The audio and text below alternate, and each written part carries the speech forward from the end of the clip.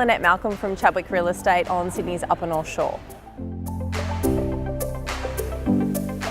I think it's a fantastic initiative by the REI. I think it's long overdue that we start talking about the future. I think a lot of us, it's a great industry. We've enjoyed a lot of success. The market's been good.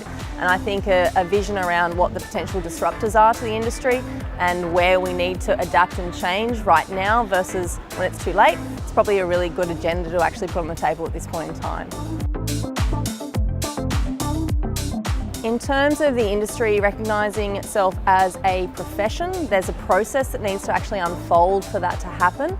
I think actually discussing what, as a collective industry, needs to happen and the consultative process that's actually being undertaken by the REI is really important. It's actually a destination and there's going to be a process.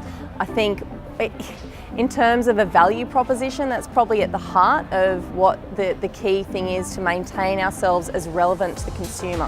And I think at this point in time, if we don't address what we offer, there is, I guess, a chance that the disruptors to the industry could actually affect what we're doing.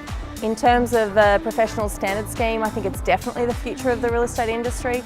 I think what we assume is okay for the consumer from an agent's perspective is not going to give us longevity. It's a long game, and I think we really need to reassess and probably rebuild what we've been doing in the past and actually look at what we want to offer the consumer and what the consumer expects. I think in the agents, it's an age of transparency.